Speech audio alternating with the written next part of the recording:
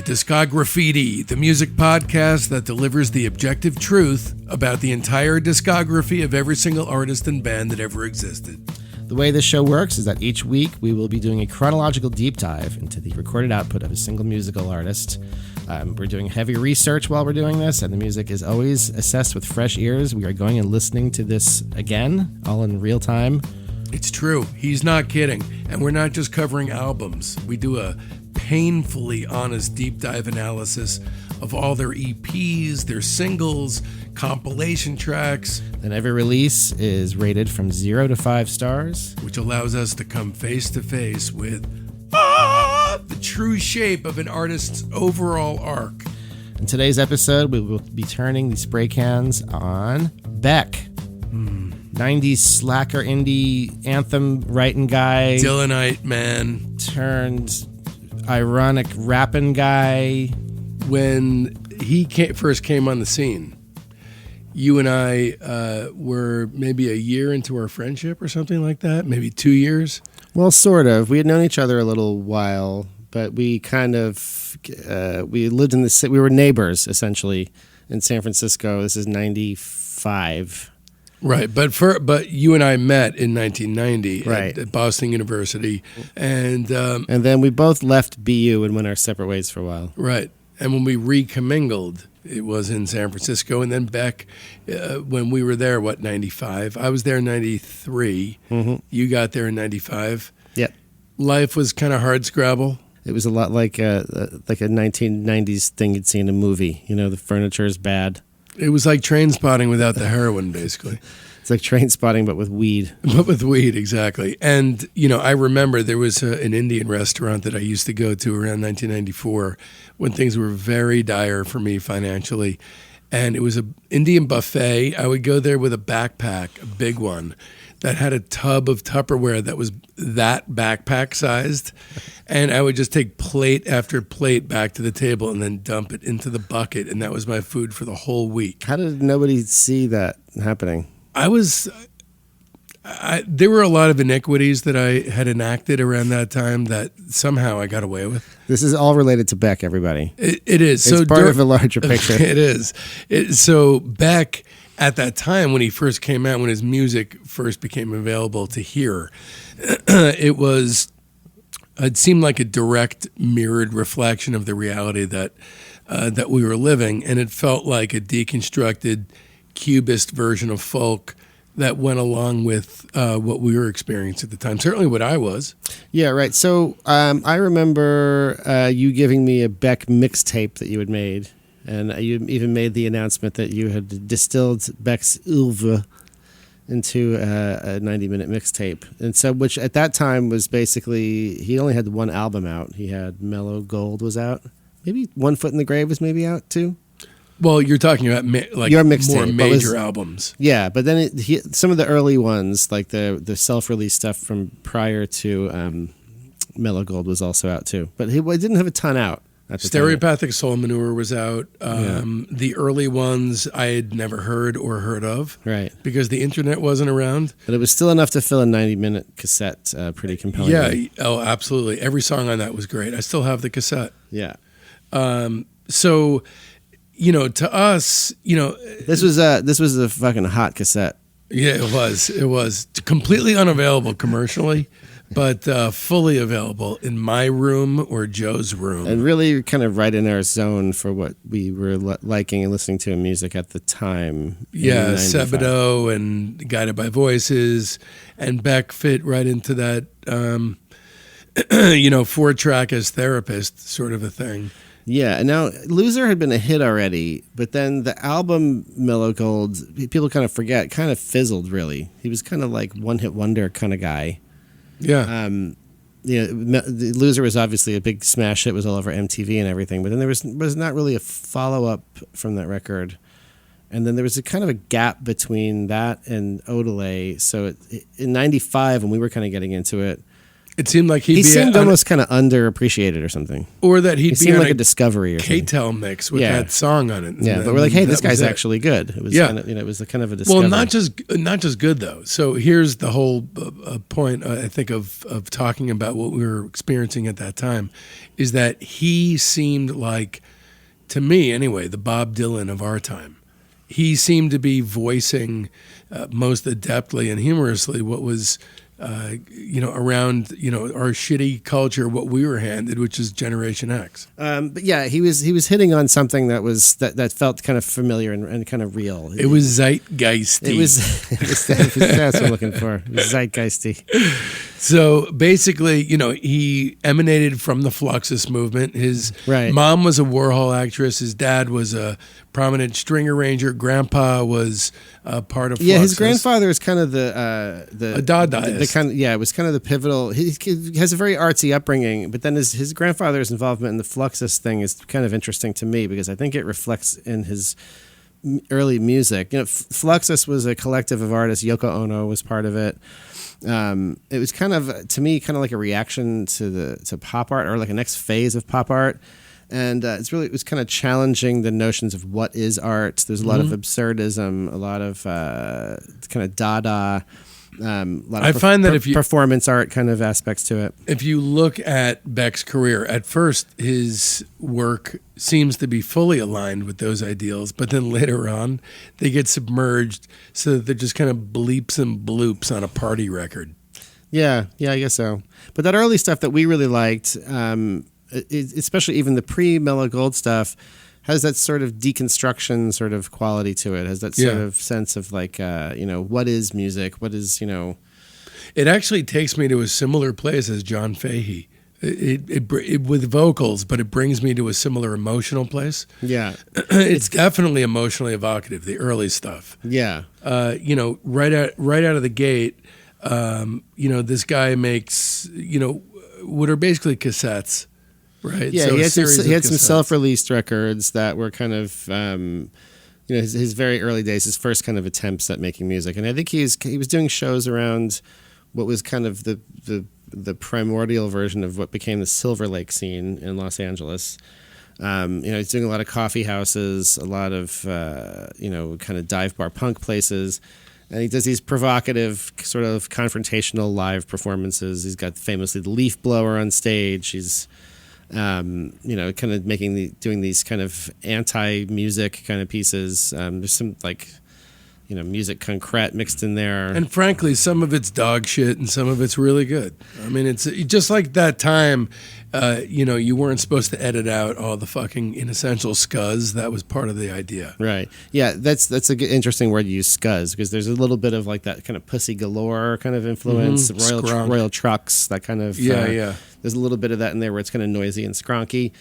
So he's got a pretty interesting stew going on, right? Kind of when he first emerges in making music, you can kind of see the building blocks that he's got, and he's got the great voice. So he's got this kind of baby face sort of look to him, but then when he opens his mouth and sings, he has this kind of very rich baritone, and that has especially when you see him singing live, it's very striking. The sound that comes out of him is very impressive. Well, right out of the gate, you got Fresh Meat and Old Slabs. That's his first little cassette there. He actually, I believe, gave this to his mom as a gift. This is just a gift to her. It's got a lot of good stuff on it, actually, for something that seemingly was tossed off. I mean, the song that immediately leaps out to me is "Going Nowhere Fast." Uh-huh. This is a fully fleshed out song, and it tips the hat right away that his scrappy, inessential scuzz fragments were an aesthetic feint. Yeah, and it's got that the voice, the singing voice. But a lot of times in these early recordings, he's kind of hiding it. He's slowing down tape, speeding up the tape. He's putting a lot of distortion on it. When you hear that actual voice come through, you can see, well, he's got something to work with here, Yeah, I mean, he looks like a 12-year-old, little kid, and he sings like an old bluesman. Right. On this stuff, I mean, it really works. So you have "Going Nowhere Fast," you have "Sucker Without a Brain," Ballad of Mexico is good. Leave Me on the Moon is excellent. Convincing country early on.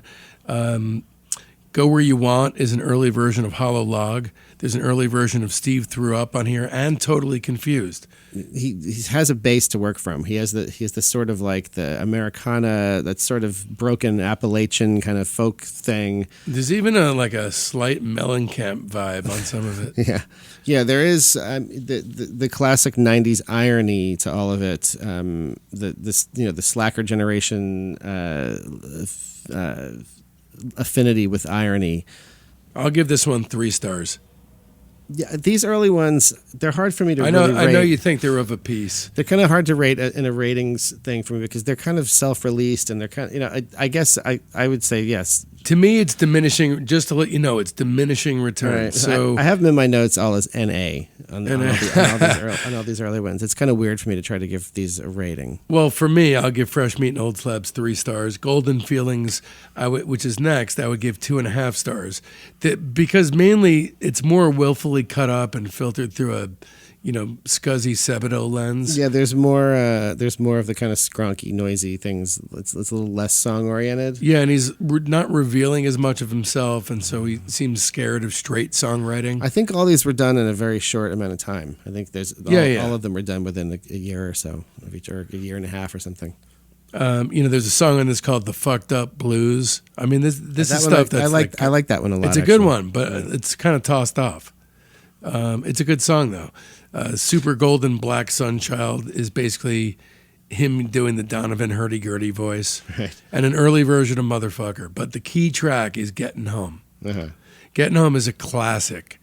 It's the kind of simple but profoundly effective blues folk thing that he would that he used to peel off in his sleep back in the day. I'm surprised he didn't record that one again. It seemed like it was a really strong one. He did kind of re-record some of these later on. That one is outstanding. That's his first absolute Stone Cold that one's classic. worth checking out. These are kind of hard to find. So you have to find these records. I think they're not on any streaming platforms, but you can get them on YouTube.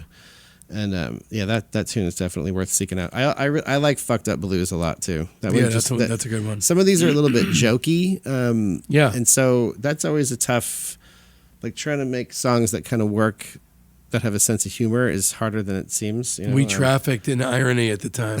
Right. But that one kind of works though. That one's, it's got a sense of humor to it. It's got a real tongue-in-cheek kind of wit to it. So I give that 2.5 stars, and then a Western Harvest Field by Moonlight, I'll give 2 stars.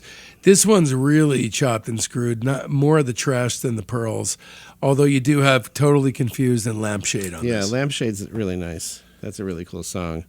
I mean, there's 3 different versions of a song called "Feel Like a Piece of Shit" on here.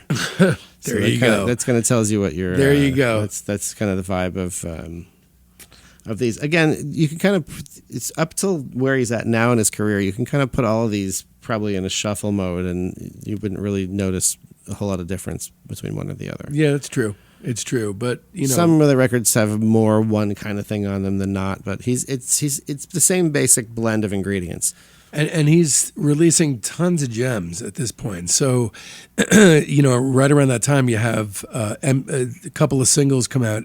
MTV Makes Me Want to Smoke Crack, which is awesome. And another one where the humor, Steve Threw Up, which is incredible. The humor really works on those. Yeah, then he's pulling it off because he kind of didn't really synthesize it perfectly before this. And then Stereopathic Soul Manure comes out. And it's a little bit confusing because it comes out before Mellow Gold. And it seems like a companion piece, but it's definitely more of a piece with the early records. Stereopathic Soul Manure does feel like a little bit of an evolution. Like he's kind of raising the stakes a little bit. Like it doesn't feel quite so much like made at home for no audience kind of. There's some great songs on this. I mean, you have Crystal Clear, which I've always thought was a totally overlooked song. Yeah, great song. Today Crystal Clear Beer. Crystal Clear Beer in parens. Rowboat. Today has been a fucked up day. Putting It Down. Modesto. There's some really good songs. Putting It Down's really great. That's another one you would think that he might have re-recorded. I guess he kind of But those are perfect versions. I mean, they're they are. They are. I mean, I guess just because these albums are so kind of not really known, like that. He's now getting kind of into the style of things that would have, and the quality that would have fit seamlessly on One Foot in the Grave. No, but you know that depressing thing, like when Guided by Voices would redo their early stuff, and the redone versions always sucked. Yeah, I mean, maybe it's for the best that he didn't. It's still kind of surprising that they're kind of. I guess the point is this. Another one. I'm not. I think this man maybe is on the streaming services, but definitely worth checking out. There's a good clutch of very gem songs on Stereopathic Soul Manure. That one I give a 3 stars to. I'm still NA. And man, you're really just appealing this thing. You don't want to rate things. Well, I'm going to start rating them after this. I can't believe it.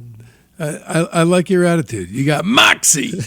All right, so moving right along, we're going into Mellow Gold. So there was a concept behind the record, which is that the album was supposed to be a demonic K-Tel record found in a dumpster.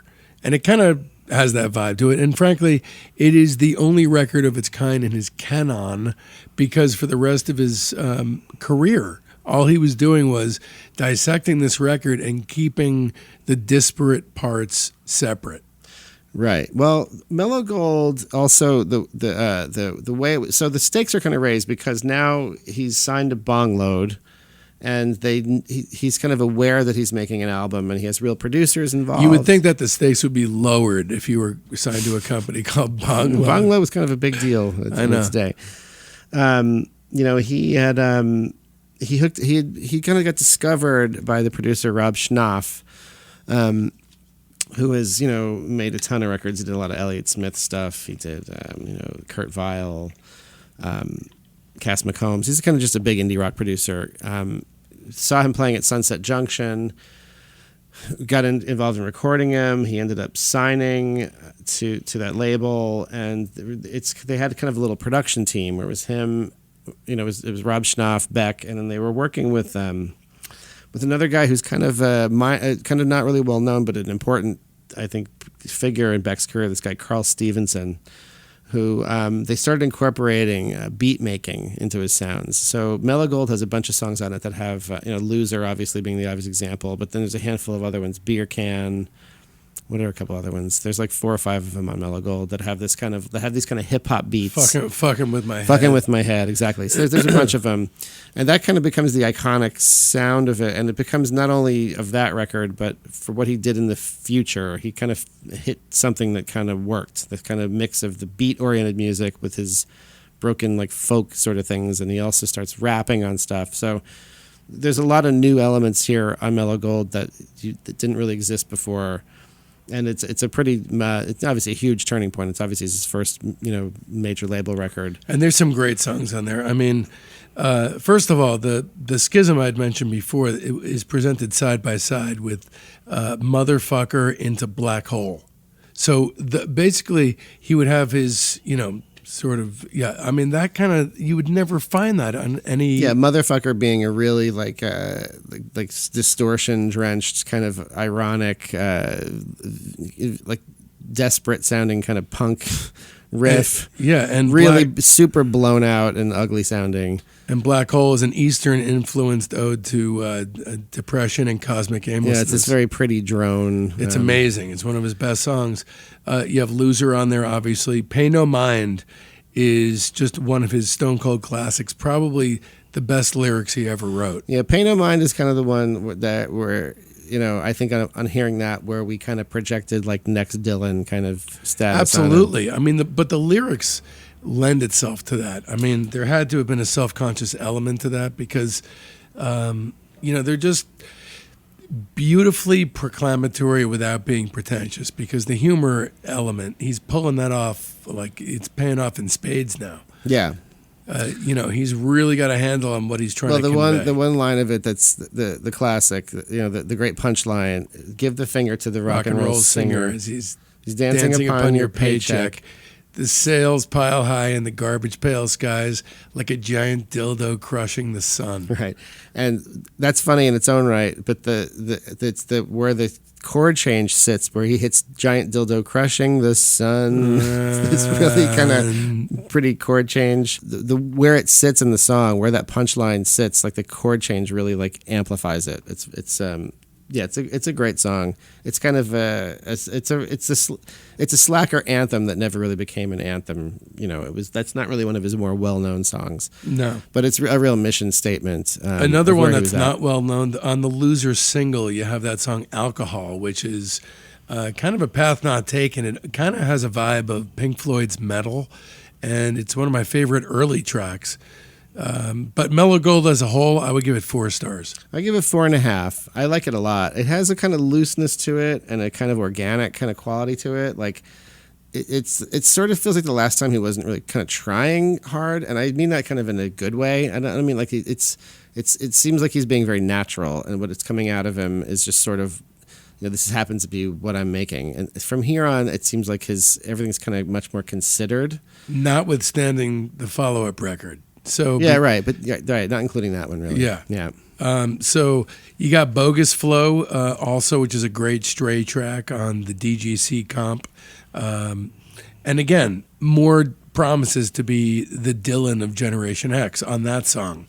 Then you have All at Once, One Foot in the Grave, and the single of It's All in Your Mind, which was done at the same sessions. To me, the apotheosis of his career. I'm going to say it flat out. I can't wait to say this is a 5-star record. This is a great record. So much good material on this. It's his best record, I think. The folk side of his persona. This is the definite peak of that. He's got so much material here that I think One Foot in the Grave has like 15 songs or something on it, and then recently they did a reissue of it, I don't know, like 10 years ago or something. And there's just as many Stray tracks, and those are just as good. Yeah, it's crazy. It's the good songs too. You got Hollow Log, you got He's a Mighty Good Leader, Seawater, Force Field's one of my favorite songs. Assholes classic. Really, really strong material. It's not really a lo-fi record. He recorded it up at Calvin Johnson's studio, the K Records studio, and Calvin Johnson's on it a bit. It has just a very kind of direct, plainly recorded, no frills kind of sound to it. The songs really just speak for themselves on this. And it's the vast majority of it is just his voice and a guitar. There's a couple songs that have maybe slightly more fleshed out arrangements. But and it sounds like an Alan Lomax project. Yeah, it's got that vibe to it. It has a very cleanly naturalistic kind of sound to the recording. It's very strong. It's the only it's a lot of one thing. It's a lot of him playing and singing his guitar, but that's kind of a strength of it, really. And I think as far as mission statements go, this is kind of the most mission statement-y. Like the lyrics to Hollow Log, that sort of blends into the whole mythology about early Beck. Mm-hmm. Certainly the mythology that I built around Beck. I don't know. This is just, to me, the absolute zenith. Yeah, it's a songwriting tour de force. I mean, if you like Beck for some of the other sides of his personality, because there's stuff that happens in the next few records that are interesting in a completely different way. But as far as a seamless kind of self-contained record, there's not really a whole lot you can say about it. That's it hits the mark pretty much across the board. It does. And then to me, the high point of his entire career is the single of "It's All in Your Mind" on the A side, and then "Feather in Your Cap" and "Whiskey Can on the second side. Mm-hmm. And it's the band on it is so rudimentary and ramshackle that it's constantly falling apart and coming back together again. It has the K Records aesthetic to it, for sure. It has that kind of, the material and the sound have the perfect synthesis to it. Yeah.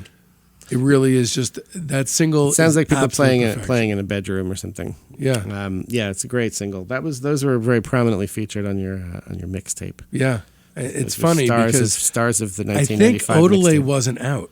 No, it wasn't. It wasn't, because it came out in 90. I distinctly remember Odelay coming out. I remember my roommate had an advanced copy of it. He worked at Gavin Report, That was definitely the following year. That was 96. So then we move into a completely different era in his career. So, we move on to Odelay.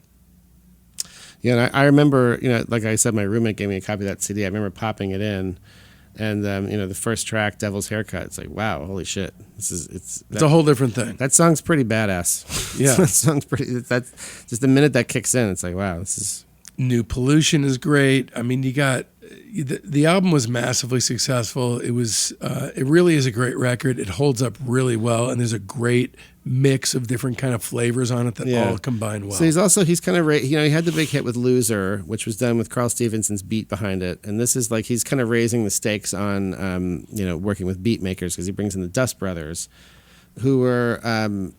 This is kind of the peak of their thing, really. His aesthetic matches really well with them. They had done Paul's Boutique, and they had done a bunch of successful hip-hop singles. I think they did like those Tone Loc singles. And so they were a pretty established force, and they had, for Paul's Boutique has that kitchen sink sort of style of production. It has all those amazing samples in it. And Odelay has that same kind of vocabulary to it, where it has that same kind of like mashup kind of feel, with beautifully curated sampling. It's kind of the outgrowth of what Paul's Boutique. What were the great records from that era? De La Soul is Dead. What would be the one Tribe Called Quest? Low End Theory? Mm-hmm, yeah. This is, in a way, the production Odelay is kind of more impressive because it's in 96 and you have to clear samples now. Right. So on Paul's Boutique and like De La Soul is Dead, or those records, that you could sample anything. You didn't have to get clearances. Now you had to be kind of like clever with how you'd sample. You'd have to only sample things that you could afford to get the clearance. Right. And so a lot of things are kind of chopped up and made to sound like samples.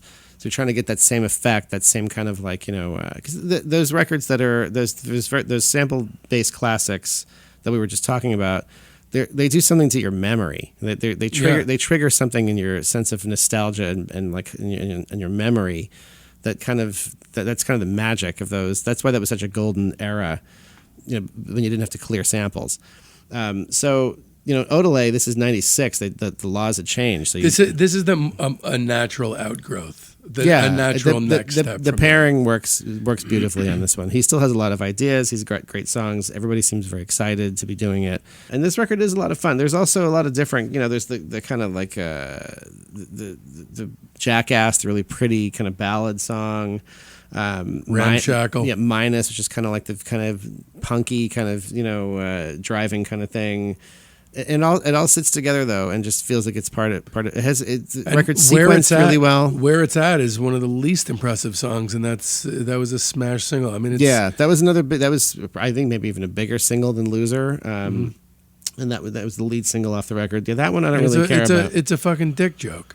Yeah, that one I don't really care about that much. Yeah, but it's a great record. 5 stars. Yeah, 5. I don't know if we formally reviewed One Foot in the Grave. But I'm gonna give One Foot in the Grave and Odelay both 5 stars. Excellent. Okay, so then moving on into Mutations.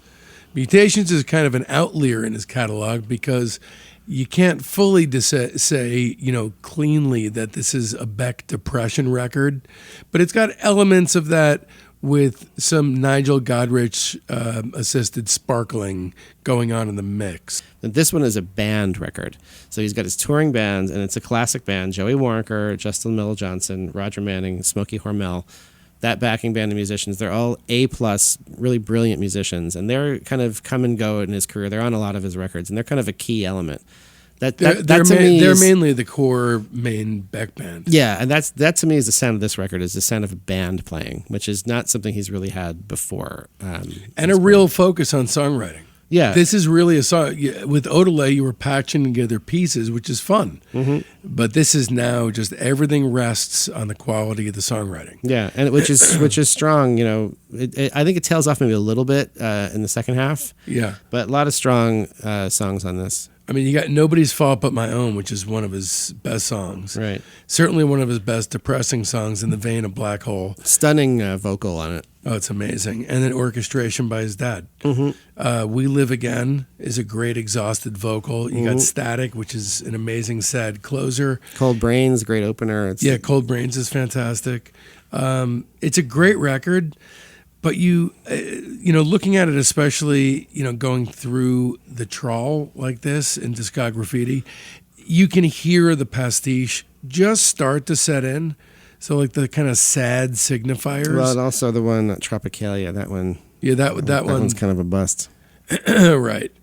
It's not really that great a song. It's just like, hey, we can make this sound and reference this thing that I know exists. Like that's kind of an ominous foreshadowing. Yeah. Tropicalia is to Caetano Veloso as Paper Tiger is to Serge Gainsbourg. Yeah, right. It's full on pastiche. It's not even playing at pastiche. It's pastiche in a way too, where it's like, look at this cool thing that I know about. Right. Not my favorites, but that's really to me the only clunker on Mutations. There's a couple tunes near the end that maybe are a little bit like a level below the top stuff, but I liked it more at the time. Looking back at it now, I love it, but not at the same level. I give it 4.5 stars. Yeah, I gave it 4.5 also. We're agreeing a lot on this one. Yeah, we got to start some contention here. I think we're about to. All right, then you move into Midnight Vultures. So, it kind of sounds like your dad going a little bit too crazy on the bar mitzvah dance floor. That's what this sounded like now. It's so sickly sweet with the production touches that there's basically no songs, and it's just throwing shit at the wall, and all of it's kind of falling off. Almost all of it. Yeah, there's a lot of It's these, his first shitty record. Yeah, there's a lot of these that are definitely overproduced. There's one song, Nicotine and Gravy. Yeah, like what is that? That's like a Beck song lyric generator. Yeah.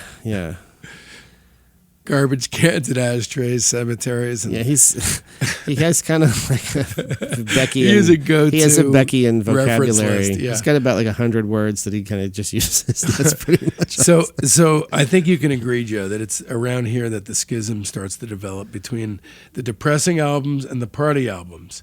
So it's very consciously trying to be a party record. Now, I want to say some of it works as far as I'm concerned, but yeah, I think I like this better than you do. But it just feels like an enclosed, suffocated sound world like Prince later on in his life. That's what it feels like to me. There are some good songs. I love Hollywood Freaks. I love, what's the first track? Sex Laws. I love Deborah. Those three. Yeah. Now, what's infuriating about this record to me is that those are the tent posts. The first song on the record, the middle track, and the last track. So I think every time I hear it that the album is better than it is because the good tracks are spread out. Well, Hollywood Freaks is the one that seems to kind of like, it nails what they were going for, kind of.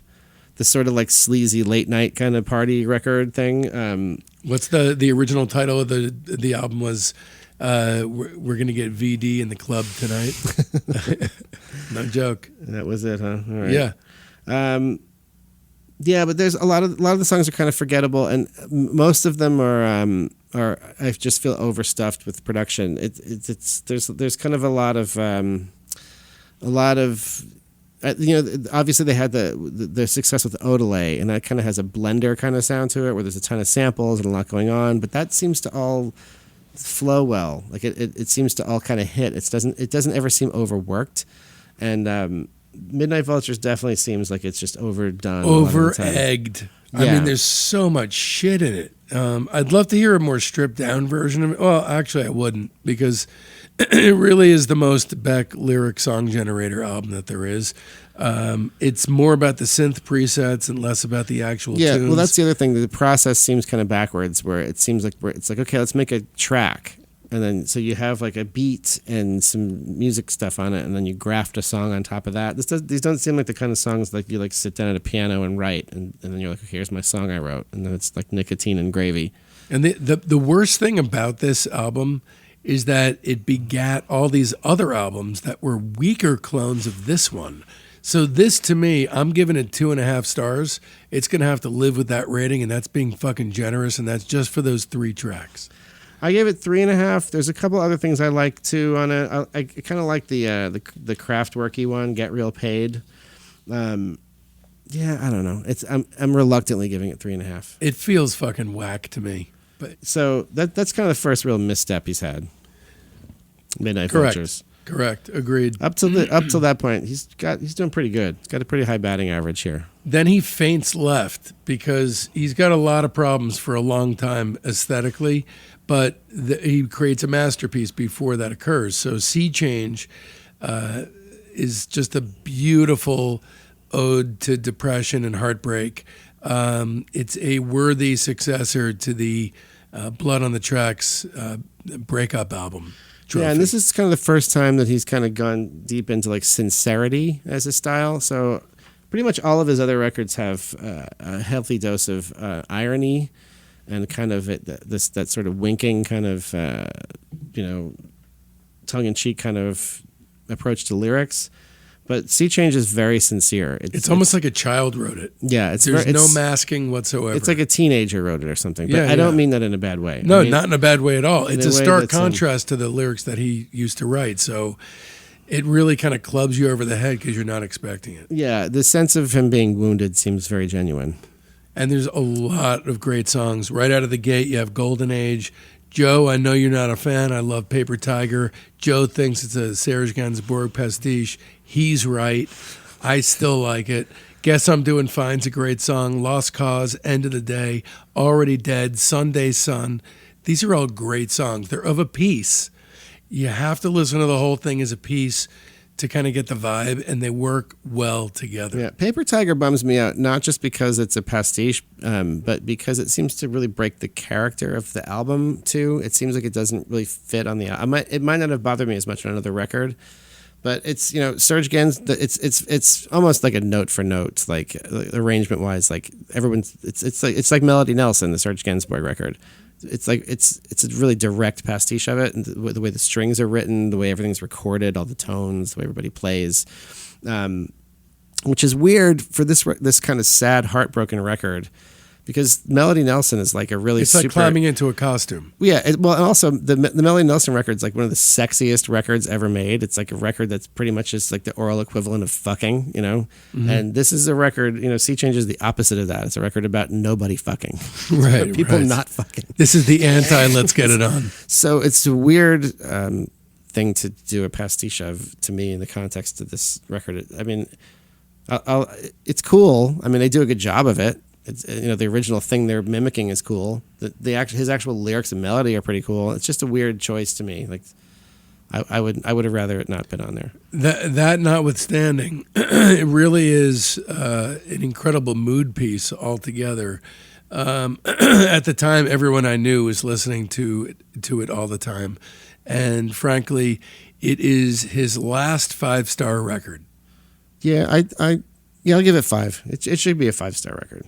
Yeah, and he's never done a 5-star record since, and that was 19 years ago as of this recording. Mm-hmm. But still, he's got, 3 going pretty much at this point? Yeah. I mean, this is the and then a couple 4.5s. This represents the end of his run. Yeah. This is the end of his run. Well, that's the end of one run. He went on a very different kind of run. He went on a different run, but it was more of a light jog. He never achieved the heights he achieved in the 90s. It's basically like 93 to 2002. It's a good run. Yeah, he did a lot in there. Yeah. And now we enter the dog shit section of Beck's career. So we start with Wero. Wero was his highest charting album, which is fucking ridiculous. That's really, though, just kind of a quirk of how the charts are compiled. Yeah, that notwithstanding, it still is a piece of shit. The Dust Brothers came in and did an Odelay retread. They did it poorly. It is. I'll give it this. It's a less sickly sweet party record than Midnight Vultures was. It's just generic though. It's the songs are stripped down to their bolts. It's completely indistinct, vague, and there's no standout songs at all as far as I'm concerned. Well, this one, I think I like this one better than you do. I don't love it. It's definitely not amazing. It's sort of like a Midnight Vultures-ish kind of record to me. It's in a different way. This is the Dust Brothers again.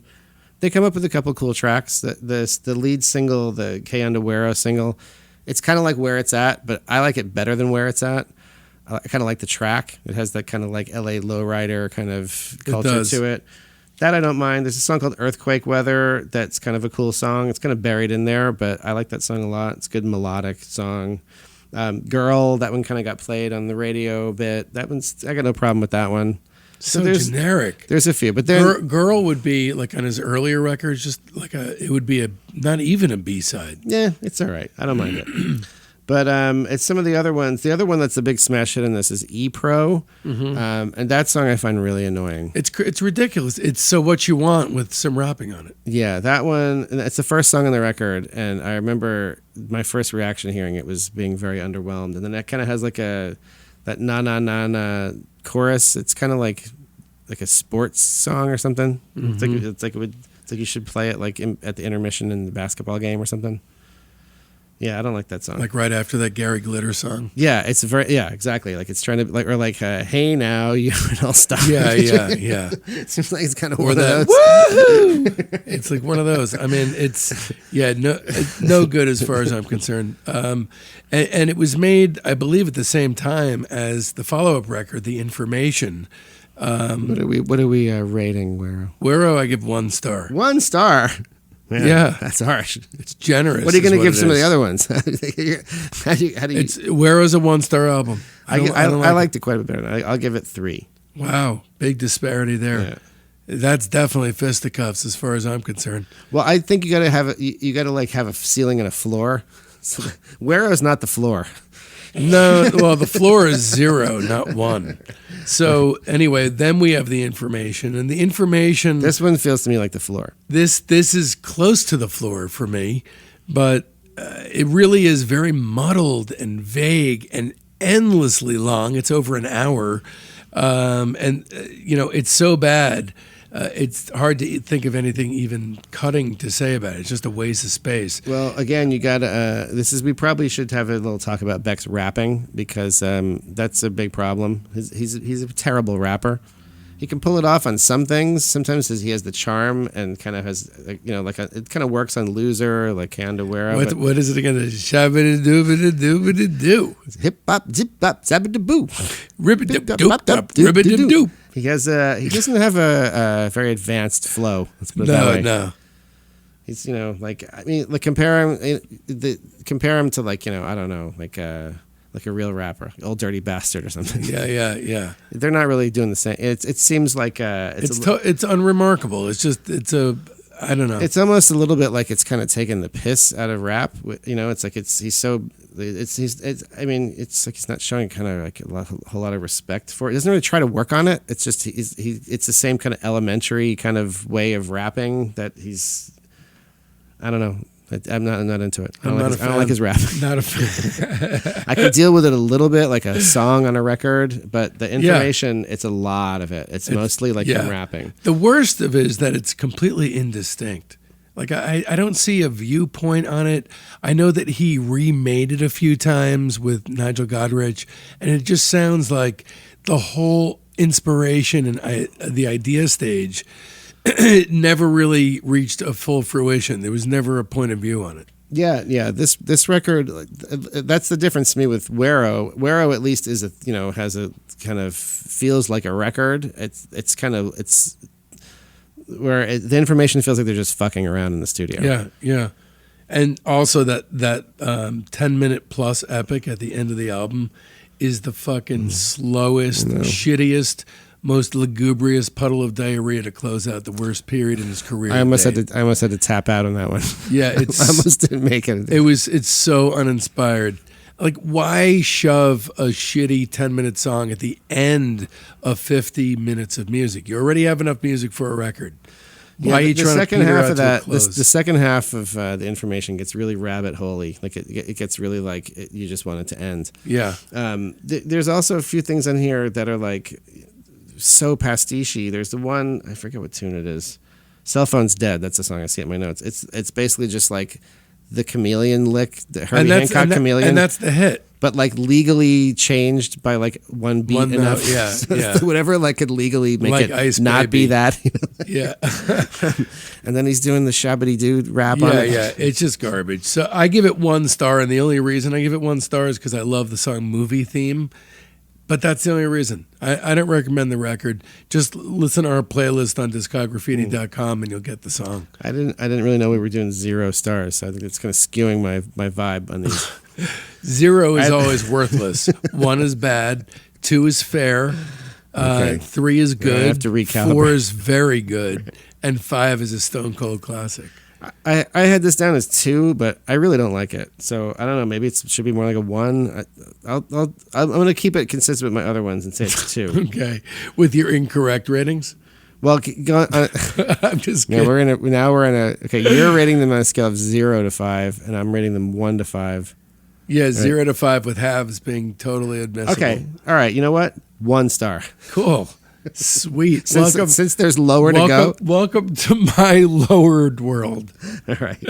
All right. Then we get into Modern Guilt, which is one of the strangest outliers of his career. I kind of feel like there's no lead in to this, nor does he really revisit this type of record. It's usually Didn't have a lot dance of party yeah. and then depressing record. But here we get a 33-minute course correction for the to apologize sort of for the bloat of the information. Well, it didn't have a lot of fanfare. I feel like even when it came out, it kind of came out. No, sort of you wouldn't quietly. even listen to me when I told you it was very good. I remember being on your jock about it. I think I flipped through. I like Chemtrails. I Great heard that as song. a single when that came out, and then I flipped through a little bit. I was like, eh.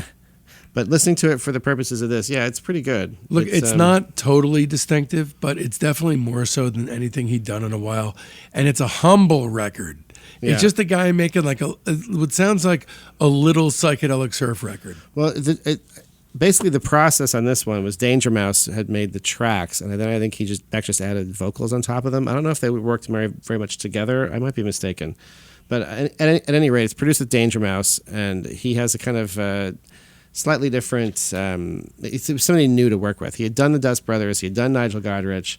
So out of this period, if you look at these 3 records together, Where Are the Information and Modern Guilt seems like the freshest. Like he's trying to do something that he hasn't done before, and it has a kind of a low key, kind of low stakes kind of charm to it. I kind of love it. And you're right, Chemtrails is fucking sick. I mean, it's that queasy kind of spectral psychedelia. Yeah, that's an epic track. Yeah, it's so good. It's a good path for him. I'd like to hear a whole record just like that. Me too. And the title track is a great little pop song. That's cool. Too. There's a song called Replica that I liked a lot. That's kind of a pretty cool production and has this kind of ethereal, kind of floaty thing to it. Yeah, this record kind of caught me by surprise because I did really dismiss it at the time. So yeah, I give this one 3.5 stars. It's an awesome little record. It's highly recommended. It's not perfect, but there's great tracks on it, and the vibe throughout is consistent, and it's really solid. I gave this 4. I feel like I'm kind of grading this on a curve of my own expectations. I remember completely dismissing it, but yeah, it's good. Sometimes he's kind of like a try-hard, Sometimes he kind of like tries too hard to do a thing. He's really committed to making the party record, and they're like museum exhibits. He creates he creates these little dioramas and then lets them go. Kind of Modern Guilt though feels just like it's just a record he made. Like I said, the stakes seem kind of low on it. He was just trying to make something cool. Yeah, so it's a humble little record. It's really punchy. So then oh, by the way, we skipped over motherfucker getting all injured and stuff. Oh right, yeah, that happened. So that happened right around then. Well, no, I guess it was. Wasn't around, it for a Wero video? It was for the video for E-Pro. He got he was in a dancing robot that fucked his shit up. Yeah, he suffered some pretty bad injuries. Had like a lot of nerve damage. If you the video for E-Pro, they put him in this suit, and the suit moves his limbs all around, but it obviously was not planned out very well because he got really fucked up from that. He had pretty debilitating injuries for a while. Couldn't play guitar. He had lost a lot of weight. He was having like wasting away syndrome. You think that dancing robot maker is still making dancing robots for a living? I don't know, but there's a lot of people I'd like to recommend for experimental dancing robot trial. Yeah, me too. Hope he's still in business with that in mind. Okay. Yeah, so he became basically, that explains the sporadic releases. So yeah, so after Modern Guilt that, was 2008, and then his next record was 2014. In between there, all that was going on was he did an album series that was basically just recreating classic records, and then he did a few one-offs, which are outstanding. So first we'll tackle the album recreation series, which frankly there's not a ton to talk about. My favorite is the one where he covers Skip Spence's Oar, but it's basically people like Wilco and Feist and other hip up and comers who hang around and just recreate some records. of the guys from his touring bands. Yeah. Around that. Those kind of sound like what they are. They were done in a day. Velvet Underground and Yeah, Nico. yeah. They're all done in a day. He books a studio Yeah. out somewhere. Everybody learns the record ahead of time. They come in and knock it out in a day. It's not, they're the opposite of essential, but it's cool that they exist. That's basically what you can say about those. But then there were some interesting one-offs. So the Harry Parch thing, it was like, where the fuck did that come from? Because you hadn't really heard anything, that insane from Beck in a long time.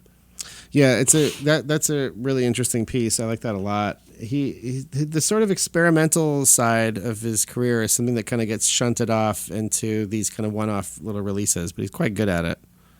Yeah, it's too bad, he doesn't put a bigger thing together, because these are just one-off pieces. I feel like if he tried to make a record in that direction and took it seriously, it would probably be really good. It'd be outstanding. Yeah.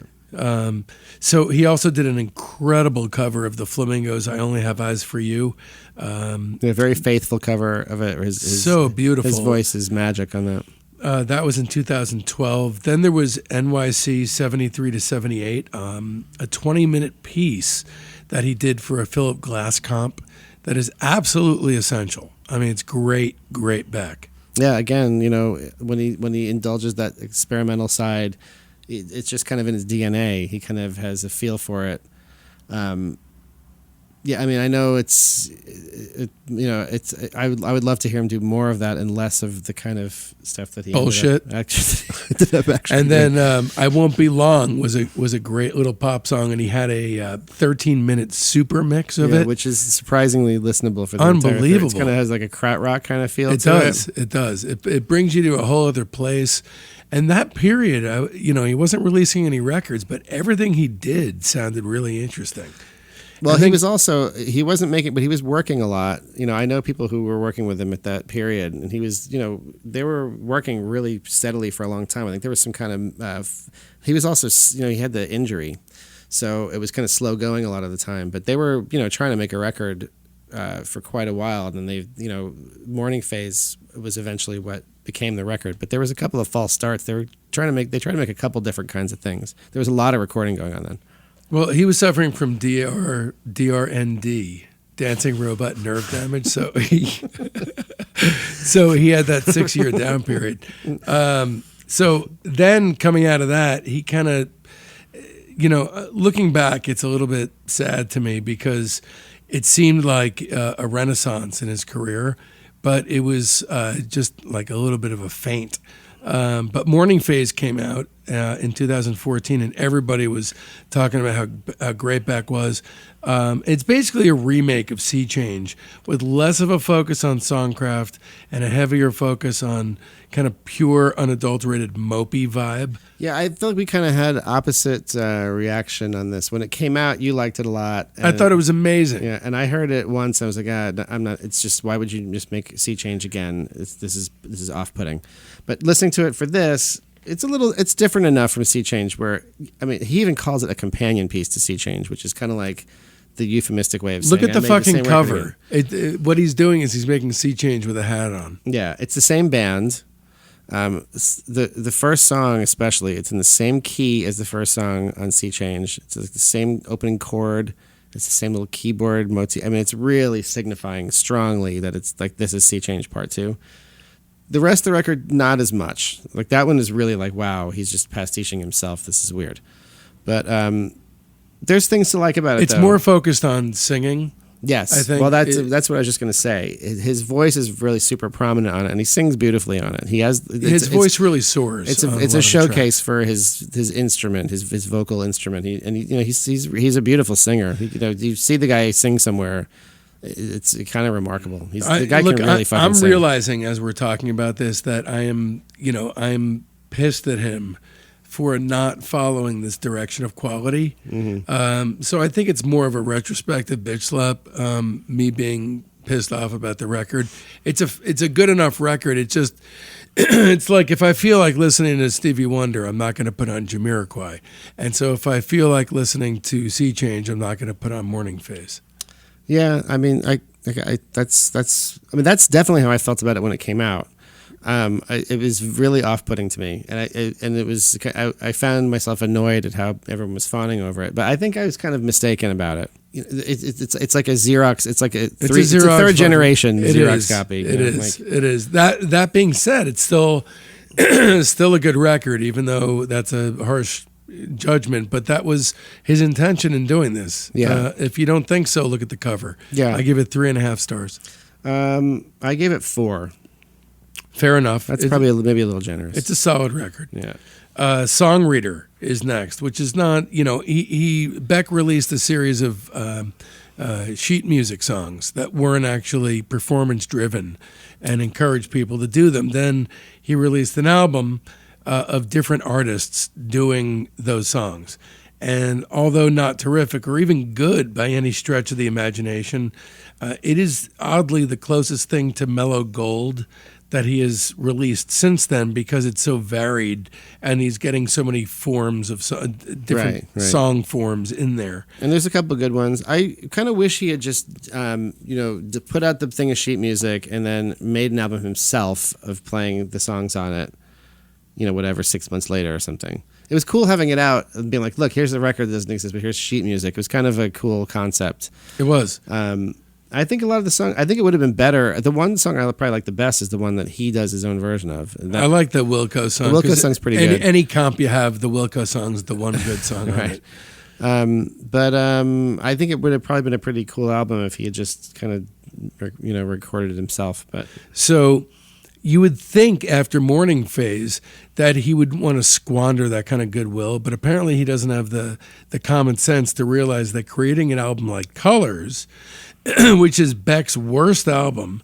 No, it was the worst one. I don't think so, but I know your thoughts on this.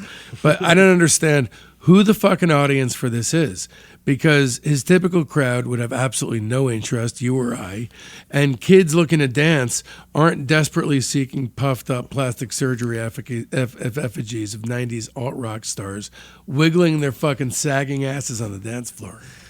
Yeah, I mean, that's kind of was in my notes. Like, who is this for? Like, why does this exist? He did this with Greg Kurstin, big producer. I know Greg.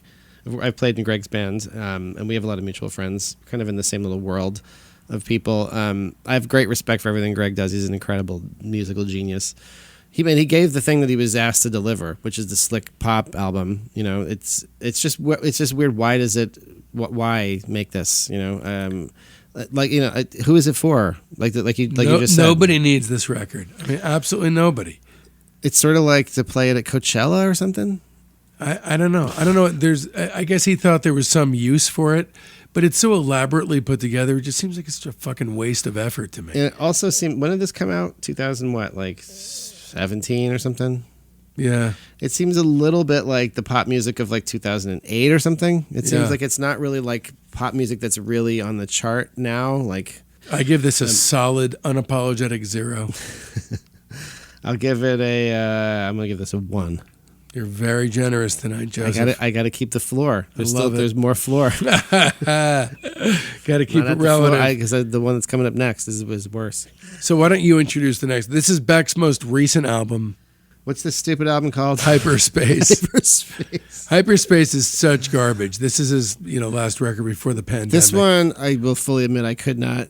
I mean, I started skipping through it a little bit because this one's even kind of more depressing. This is sort of like the what's he? I mean, he did it mostly with Pharrell, who I there's plenty of Pharrell productions that I like, but this is not one of them. This sounds like they just dialed up some presets that were in like Logic or whatever, and slapped together a couple of beats and mumbled some melodies over them and called it a day.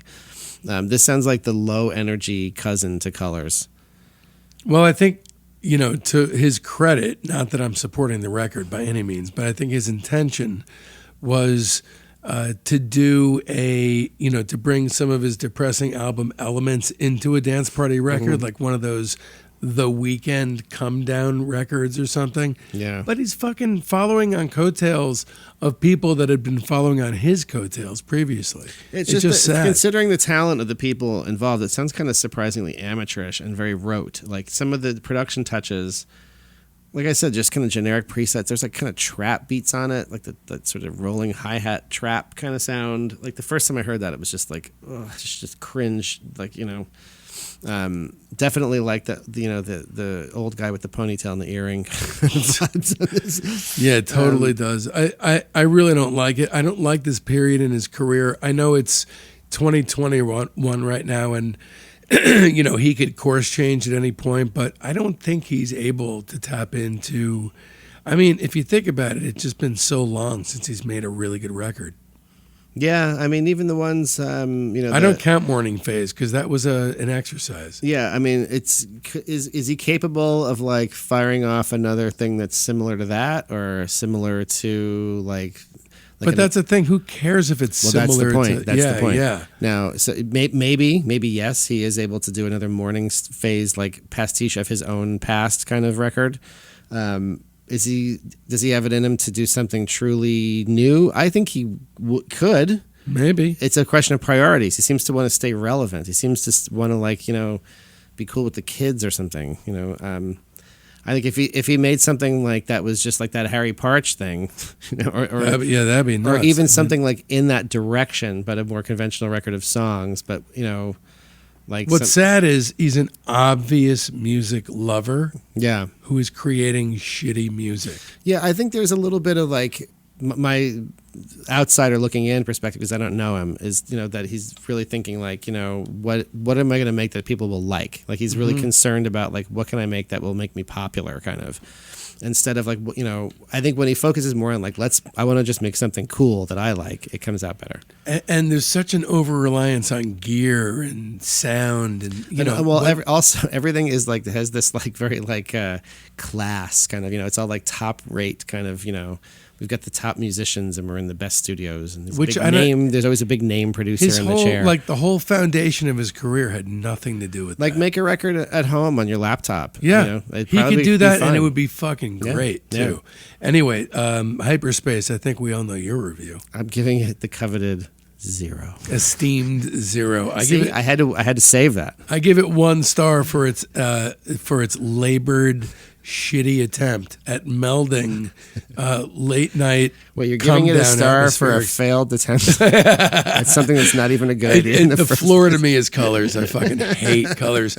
But honestly, Colors and Hyperspace are a toss-up. Easily the worst records of his career, even including The Information and Where Else. Yeah, they both kind of represent a thing that's kind of like dispiriting, this sort of attempt to stay relevant and, that wide berth between not only how old he is, but where his strengths lay to what he's trying to do is sad and embarrassing for a guy who once seemed almost completely infallible. Yeah, right. I mean, you look at him where he was at, like after, like Mutations or something. Yeah. Where he hadn't really had that's a good long run of a lot of quality. Look, I got a lot of respect for the guy. I still will listen to everything. I'm certainly interested to see what he does next. I'll always listen to his records. bummed if it was like another, party. Now he's got, I don't know who. Now Dr. Luke's making a record. I hope that's not what it is. You and I are 49 years old right now. Yeah. Okay, we grew up with this guy. He's like, what the Beatles were maybe in 1970 to that crowd. Right. To just seeing how people get older, what they do, and it's tough to keep it up that long. Yeah, it's hard. Yeah, it's got to be. I hold that hope for him because he was and remains important to me. And he's also kind of the last of a generation in a way, where he's like one of the last like MTV like alt rock things that like one of the last things from the 90s that's still like a thing, where he could still, he got to like arena level. He got to really huge. He'd play like. But when you look at the 90s, pop culture will have you believe that Nirvana was the voice of a generation. Mm-hmm. To me, it was probably Pavement and Beck. Well, to people like us, to most people, it was like fucking Creed and Hootie. And I bet you none of those people are listening to this podcast. Right. For a great, you look at on the sheer numbers alone. For a great probably not rundown, Pavement. A lot of these tracks that we've been talking about, not a lot of them, all the good ones, they're going to be on our playlist on discography.com. This playlist is going to be the jam. This is going to it's going to be almost as good as the cassette that's sitting in my bedroom right now. But definitely check that out, because there's some classics on there, because Beck is a legacy artist. Okay, and speaking of legacies, are we ready to do our top threes? I couldn't possibly be more ready. All right, I'll go first, I guess. Yes, please. All right, so my number 3 most favorite Beck album is Sea Change. My number 2 most favorite Beck album is Odelay. Ooh. And at number 1, I have One Foot in the Grave. Yes. Just bubbling outside the top 3, I would have Mellow Gold. Just right outside that list. And my least favorite album was his most recent album, Hyperspace. Okay, my list is extremely similar. First of all, bubbling outside the top 3 for me is also Mellow Gold. But we're doing a top 3 here, so that comment doesn't count. Number 3, Odelay. Number 2, Sea Change. Number 1, One Foot in the Grave. So pretty similar to Joe's. And least favorite album is Colors, which is basically Hyperspace without the trap beats. Right. So we can zoom out and see the arc from here. The first 10 years or so of Beck's career are kind of what you'd call his like imperial phase. Yeah, kind of. He absolutely could do no wrong. Maybe even even his flubs are interesting. May even have an occasional misstep, but generally like a sustained period of excellent work. And then there's kind of like a fallow period. That's kind of not as exciting. I mean, it's weird. He's had a long career, and he basically has 2 phases. One that's great, and one where he just sporadically and intermittently will produce cool work. But the main thrust is just trying to please a market that is not in existence. Well, he's kind of in a down. He kind of had like a little renaissance there in the middle with Morning Phase and Modern Guilt. Yeah, but these are all outliers that you're mentioning. These are exceptions to the rule. He's definitely on a downward phase, a la Lynyrd Skynyrd's Plane Crash. The last 2 have been pretty rough. Hopefully, this is it's just like a 2 off, and he's back to making not stuff that isn't so disposable. Skynyrd music. Maybe he makes an album that sounds like Skynyrd. That would actually be really awesome. Phenomenal. Okay, so we are predicting, because we are a new strain of COVID art that's organically emerged. Right, we're waiting for we can predict the future. We're waiting for the flowering of COVID art to start. I'm still waiting. It's taken too long, so we've taken up the charge. That's why you have to tune into Discography Weekly. Definitely check out the playlist that we've so caringly assembled. It's basically an expanded version of that cassette from back in San Francisco. Right, and check us out on Instagram, Facebook, Twitter, and on the podcast platform of your choice. Please subscribe to us. Oh, us. Yeah. Trust us. We have a lot of good stuff coming up. We'll be here every Monday. We got a lot of great guests coming up, a lot of great new episodes. John Landis, Spiral Stairs from Pavement. We're covering Badfinger. We're covering Betty Davis, Van Halen, the Bee Gees. Sly and the Family Stone. The Family Stone, all the Beatles solo careers. It's going to get nuts in here. Yeah, we're doing a lot of listening, keeping up with all this. It's quite a project. You're welcome, and we'll see you next week. See you next time. Bye-bye.